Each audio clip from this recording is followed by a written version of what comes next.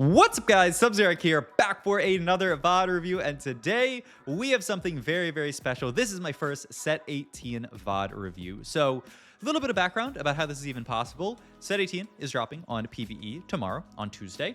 I am recording this video using pre-alpha footage that Riot was able to send to a lot of the influencers. So absolutely huge shout out to Riot for being able to send this stuff out to us. As you can see, some of the animations and little things like that aren't completely polished because this footage was taken a while ago, but I mean, I'm just excited to be able to look at some Set 18 content because I've theory crafted, I've looked at all this stuff. I'm super excited to hop into PvE tomorrow. But hey, I mean, this is what we got for now, and I'm super excited to look at it. The other thing that I will say is they sent us multiple of these videos. I am going to be live today going through all of them. So if you are interested, come check out my stream. Obviously, Twitch in the description down below if you don't already follow me. So come check out the stream. We're going to be going through all of these pre-alpha videos, which I am just blown away by. I mean, I'm so excited. I'm so excited to look at Set 18 here. So yeah, let's get into it. This is a game, by the way, taken by the game analysis team, I believe it's called. These are all Masters Plus players, so it's more of like the high skill team at Riot that is, you know, working on balance, all this kind of stuff. So it's like it's a cool like play test for the higher elo Rioters, which is really fun to see. We see just beautiful new augment icons and a too much value here, which is a fun option here. New augment here. Ooh, this one does look really fun as well. The Rift Beast one, where you can get a second Alpha Rift Beast. But we, are just going to pick up too much value here. And ooh, check out this Wisp that we get here. Blood and Iron. After 20 champion deaths, gain a component anvil. That is crazy value. 30 or 3 gold for a component is really good conversion. Now, obviously, the downside is that you have to wait a pretty long time, and also, you know, losing this 3 gold to start with is a lot here. We are also in the portal that makes our level up's a little cheaper. That's why we are already pre-leveled 2 out of 4 here, so we can just chill with this too much value setup. I have the game set to 1.5x speed here right now, just because I think there's gonna be a lot of stuff to talk about throughout this video, but I might speed it up as we get further into it. Looking at our board right now, we are playing 2 out of 3 Elderwood. Elderwood is a really fun trait. I'm excited. I hope we can get that in sooner rather than later, because Elderwood, I'm really excited for it. It is this trait that gives you these like placeables where you can get like different units in. They're kind of like summon. It's like summon, but not really. They're like placeables. It's almost like it reminds me of like things like Jade or Freljord, where you would get like the different Freljord little units that you can place, all that kind of stuff. Get a Flora Fatalis here in Fiddlesticks. I think this unit is going to be so good here. Also, yeah, going to get some more 2 costs in on this board now. I think is Caitlyn. Caitlyn is she 1 or 2 costs here. I'd bear with me. I mean, I don't think anyone will be too shocked if I don't know the cost of every single unit in the set so far. But yeah, there's going to be a lot of like trying to figure out, okay, who's who on this board. We do have 2 out of 3 Coven here as well, which is pretty interesting. I'm excited for that as the new cash out trait this set. A pretty simple cash out trait, just one where it's like, kill units, get stacks, lose fights, get stacks, and bada bing, bada boom. That's it. That's all you really need to do with that setup. So very simple, which, hey, we absolutely do not mind. And yeah, I mean, we're just starting this game off with a pretty chill loss streak. Especially, you know, more units dying is going to give us the ability to potentially proc this charm a little bit faster. Find the 2-star Elise, which is kind of hilarious, and we can start getting some more 2 costs onto this board for now. Elise, a pretty interesting unit this set. So she is a Vanguard.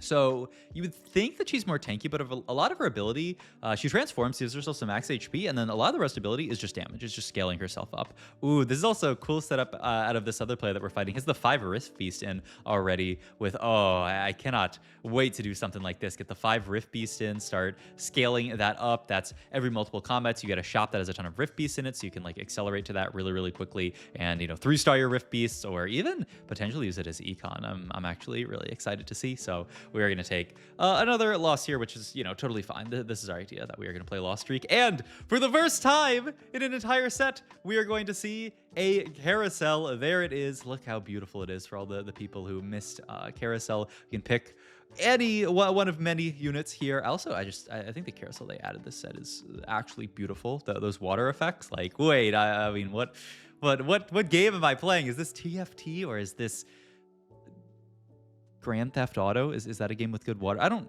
really play a lot of AAA games. I'm gonna be real with you guys. We have the Fiddle pair here, which is kind of interesting, and I do think this is a shop here which starts to give us a lot of direction here. We get this double solar shop here, so we hit the 2/2 costs in Solar, the Sejuani and the Kale here. We do not yet have the 1 cost in Solar, the Leona, but it does appear in our shop here, so that's something that we can look at playing further down the line. We don't really need to put it in here because it's going to lose some too much value for us, but Solar is the reroll trait this set. It is really interesting, especially with Kale as the one of the reroll or the solar reroll carry that you want to go for, because Kale is one of these carries that the further that you star up gets additional effects, which is really interesting. These types of Kales have always been fun to play around, where you get like a 3-star Kale and she just becomes like a monster, starts going poof, poof, poof, poof, doing a million damage. So that's the idea. And we are going to team plan her out. There's actually a board, I think, depending on what we play here, there's actually been theory crafted a lot. This kind of like Elderwood plus Solar Reroll. Looks like we're also throwing some Inferno, is it called, this set? Units in here, some of the fire units, the Varus and the Shen. There's a lot of inbuilt synergy with a lot of these traits, right? You can see Leona's a Juggernaut. Rakan is also this is Defender. Rakan's a Juggernaut and a Vanguard, which synergizes with Sejuani, right? That is how it works. And then you have Kale, who obviously links up with Xayah here via Rapid Fire. If you play Xayah Rakan, you are getting to Faye in here. Then you can get Elderwood in with stuff like LeBlanc. There's a lot of synergies that piece together really, really beautifully on this board with either Elderwood or with is it Pyro? I'm trying to remember. We grabbed this. Wow. Wait, that is an amazing wisp. So we grabbed one. I believe that is just give yourself a random wisp, and we got a 3-cost duplicator from it. So amazing pickup from the wisp. Oh, I can't wait to play this set. I can't wait to click these wisps. I mean, I was for anyone who didn't play with Charms, I loved Charms. I thought Charms was one of the best set mechanics they've ever created in TFT. I think it just adds so much depth to every single round in the game. So I'm excited to see TFT with Charms back in it, because I think, and all of the little quality of life things that they added for Wisps, the difference between Wisps and Charms, I think is fantastic here. So can you continue to roll down here? We will get Leona in here for 3 solar on this board now, and we actually pick up a LeBlanc too. So that's gonna be really nice to play around.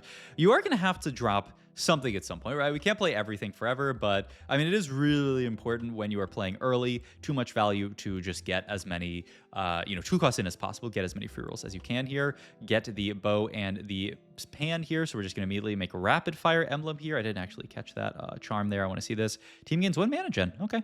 Chill enough, decent enough combat charm here. I don't know that we even need a combat charm that badly, but we grab it just to be like, 1 gold is 1 gold. Who really cares if we spend it on the charm? And at the end of the day, like, getting some extra combat strength maybe can allow us to start picking up some fight wins, because we don't want to lose every fight. We don't want to be just dead this game. Oh, and beautiful, a hover on Solar here, so beautiful. So champions gain a 5% max health shield and deal 7% bonus magic damage, gain additional bonuses for each unique 3-star. So if you hit 1+, you get increased shield and magic damage, more for each 3-star.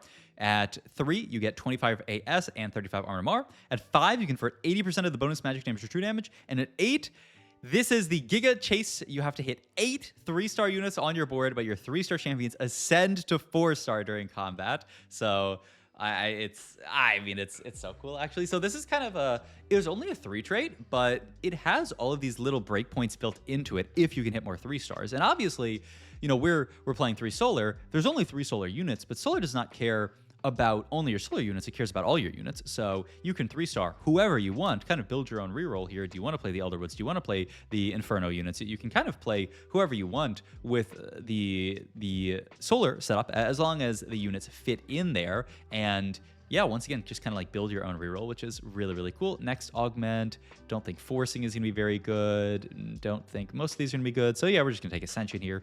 Decent enough combat in this spot here. Ooh, 2-star. Oh wait, what did this give us? Am I crazy? What? Wait, I have to go back. Gain a random. Oh, it's a 2-star 2 cost that we get here. Oh, and we ended up getting Elise here. Actually, it looks like so we're getting multiple Elises. We are gonna have to sell something or level to 6 here. Level to 6, pretty expensive in this spot. So we know we just have some extra Elises in the Sorb here. And yeah, we're gonna pick up the Elise 2-star. Also, I know the animations are not finished just yet. We will see as we go on, but I will say this new like star up animation looks really nice. Just like it's very smooth. I feel like the old star up animation was very just like it's one of those things that I didn't even notice. I mean, well, we will see. You know, this stuff is all not final yet, so maybe it'll be completely different once we hop into PvE. But I'm really liking the star up animation so far here. It just very like smoothly feel like upgrades the unit without feeling clunky at all. So I'm excited. I know the Unreal migration is definitely going to be a point of contention for people, and a lot of people are going to be like, oh my god, like it's there will be bugs. I am under no ooh, we got one of these potions. I want to look at this as well. But there will certainly be bugs. But I think it's just so cool to be thinking about the future of TFT and saying, like maybe it'll be a little bit awkward for now, but like we will very in especially further into the set, or I mean, really once we get through the first few patches, there's going to start to be some really cool dividends that get paid. Okay, health potion here. When the holder drops below 50% HP, they heal 30% max HP over 3 seconds. Single use. This item is just right after activating combat. Oh, interesting. So yeah, these are the new potions. There's a bunch of charms that add different potions. So these are little like single use combat items. I like that idea a lot. So it's like you can strategize. Wait, this is actually so skill testing, right? Because you can actually make the call.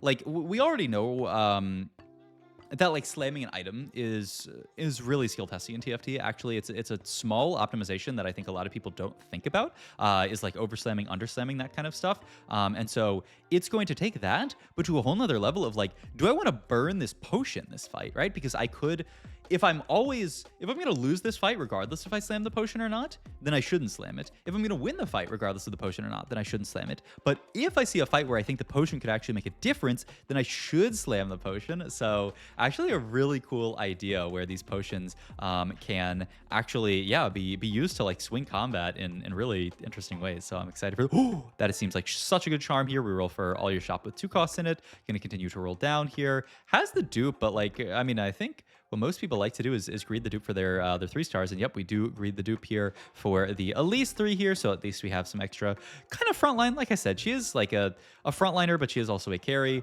We are going to move the Gwinsus down to the Kale just because this is bread and butter. I mean, if you've ever played around a Kale, you know, like throw a Gwinsu onto this unit, make her auto attack a lot. And right now she is only 2 star. So she's getting some of that Kale-ness off. She's doing some damage, but I mean, you're really excited to get to the 3-star Kale. That's when she becomes a monster. So that is the idea here. Our econ, only sad spot about this spot is that we're looking a little bit rough econ here wise. We had to dip pretty deep to find that Leblanc and had to burn the dupe. We do at least find Leona 3 here, which is big. We opt to not pick up the potion here, opt to not pick up this one up. Ooh, for each ally survives, get 2 gold. That's a really solid econ one.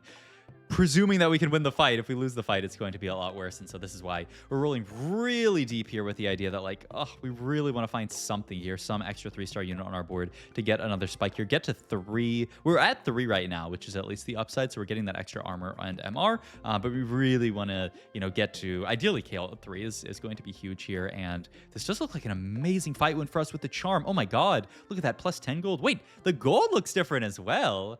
Wait, let me run this gold effect back real quick. Look at that. Look at this. I mean, it's actually looks really nice with the glow effect on it as well.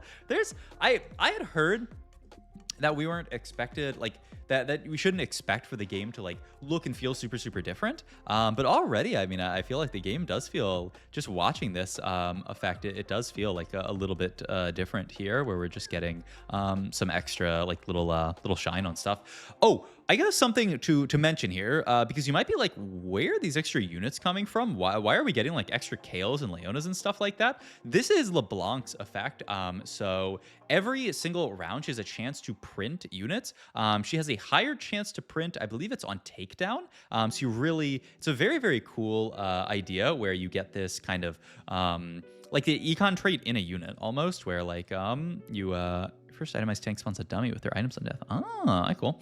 That is very cool. But yeah, like you really you like playing around boards like this as just an econ trait, essentially. Every single round, it's very reminiscent of like Bard from set 16, where he can like print extra units. So that's the idea from LeBlanc. Really, really cool unit. And you can fit her on the board as potentially an Elderwood unit. We are going to finally level up to 6 here, get some extra units in our board. We are still not quite there to everything, but you can see, look at this Kale now. Now 3-star, she summons the waves, the classic Kale ability where pew, pew, pew, she's hidden with all these waves and doing a ton of work here. And we have finally, it looks like, turned the corner on having a board that can win fights, because we're 32 HP. We dropped pretty low this game, so I'm excited for our ability to win some fights here. I hope we don't die from this spot. Next augment here, just gonna take Staffsmith here to get some extra items for our AP carry here on this LeBlanc. Don't think we want 16 XP here, which is a little bit awkward, so double Archangels can just sit there.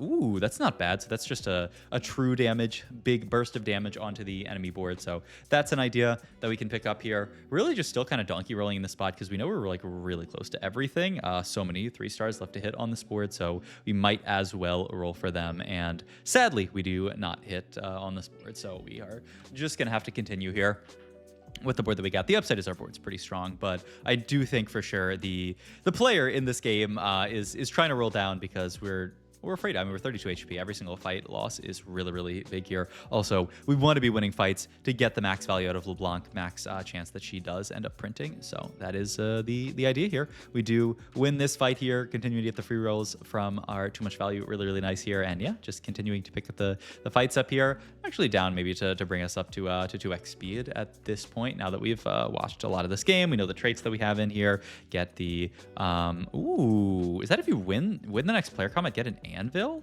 Yeah, wow. I mean, that is really, really good, especially in a spot like this where we're continuing to win. Also, you can see here, the LeBlanc prints plus the other stuff that we have, it's getting us close to some stuff here. We are, yeah, kind of being forced to sell random units here just to make some bench space here. Xayah 3 probably not going to occur on this board, just because, I mean, you can only go for so many things. Rotate into Rengar here. This is a really cool new assassin. Sadly, we just had enough frontline that he jumped to the frontline and ended up dying. But hey, I mean, sadly for them, really good for us, because it means that we are going to get the component here. Oh, and we immediately get it. That's interesting. So we can actually pop this before Carousel. Really good tech here to pop it now. Ooh, some really cool 5 costs on this Carousel. Whoa, this is actually... Huh. There's a lot of units on this Carousel. The more that I'm looking at it, this is bigger than a normal Carousel, because there's 3 5 costs on it.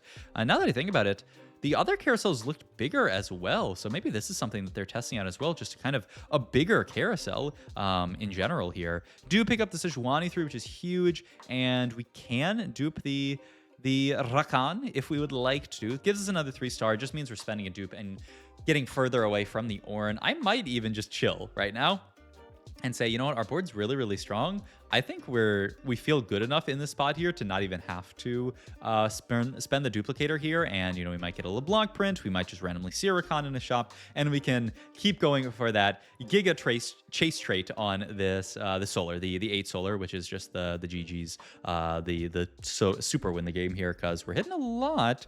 For 3 ally death, summon a random Rift Beast. I'm kind of interested to see what that looks like, but yeah, I mean, check our 3 stars here. We have 5 in currently, and we did just bench the Rakan, who is our number 6. The idea being, that we want to print, right? Is that LeBlanc can only print units that are on your board, and so we field the Ornn in this spot here to try to get an Ornn print. That is the idea. So smart to try to get that print, and yeah, I mean, honestly, you could just leave the LeBlanc for now and just just let her print from this spot. I'm curious to see if that's what we want to do or if we want to continue to roll down here. We do get the print. Boom. That's another Ornn here. So now we're almost to Ornn 3, and we're getting quite close to a lot of stuff here. We're almost done with Ornn. We're the furthest on Xayah. That is the one that we really need, especially because we cannot field her right now either without downgrading our board. Ooh, that is a good one. That is kind of reminiscent of these almost these like earthquake style effects. Aftershock, after 8 seconds, stun all enemies for 1.5 seconds.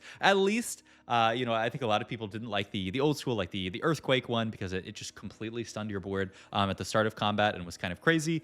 This is a more reasonable version of it. I'm almost wondering, did we have Aftershock back in the day? Because I think this is a lot more balanced than like stun the entire board right at the start, because that is pretty good. But hey, live to 8 seconds, get that stun on the board.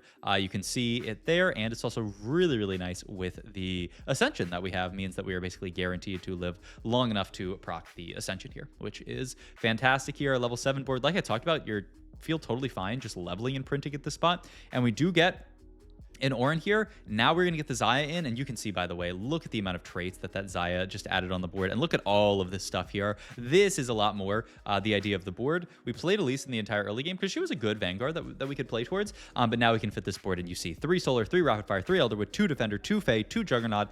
It actually fits beautifully on this board, so just a really nice trait web with Elderwood. This is, I think, one of the first reroll comps that has been theorized by a lot of people, just because it just fits. It just fits really nicely. So that is the idea here.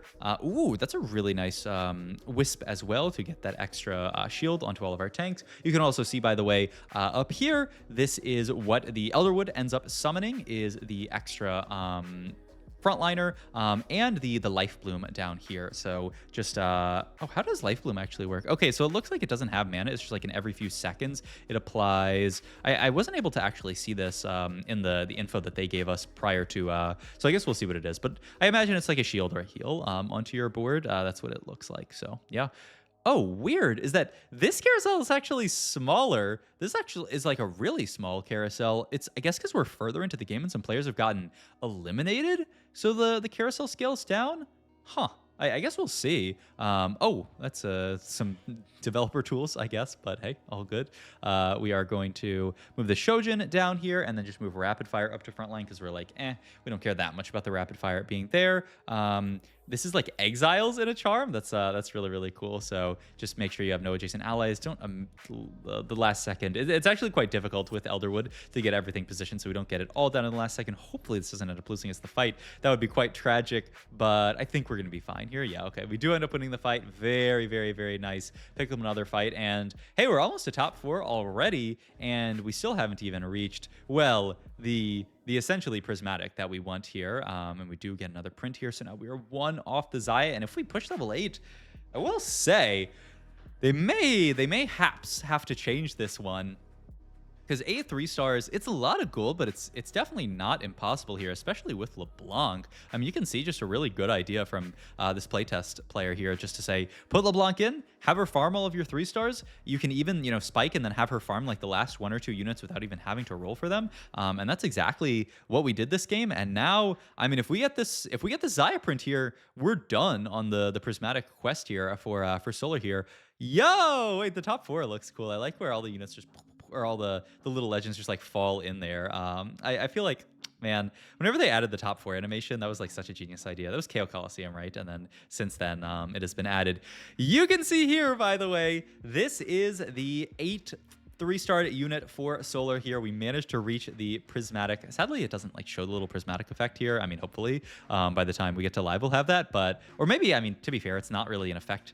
I just want to see the shiny, I will say. That's my feedback to Riot. If any riders are watching this, I want some kind of shiny effect on Solar here to show that our entire board is strong. And I mean, you can see it's pretty good here. Every unit 4-star on the board here. You can see Kale when she gets 4-starred. Look at just the size of these waves and the amount of damage. I mean, it's just disgusting here. And I think this should probably be enough to win the game. I would assume here. We can watch the last few fights to see where the board goes from here. But yeah, we have our Kale ability here, so we can see specifically the 4-star. In infinite range, every 3rd wave is much larger. So yeah, these Kale abilities just go absolutely crazy. I was actually do the Do the trees star up as well to 4-star? I didn't actually know. I want to see here when the fight starts. No, sadly, I guess it's not a unit, so fair enough. Also, it does look like every wave is larger here, which I mean, I think that's fine. I don't think people are gonna be mad if Kale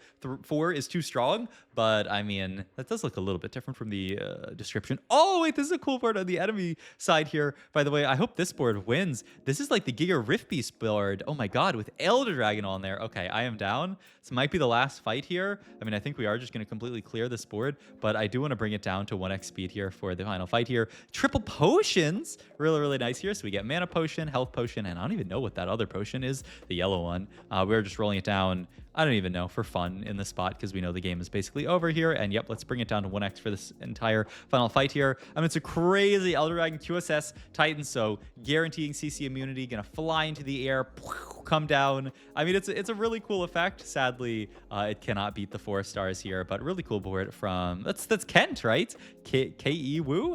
So hey, I mean, cool board from Kent, but cannot beat our 4 stars from Solar. So I hope you guys enjoyed this video of some new set 18 content. I am super excited. Once again, I will be, if you guys watch this video and you were like, wow, I want to watch more set 18, come watch my Twitch. I will be live starting at 11 a.m.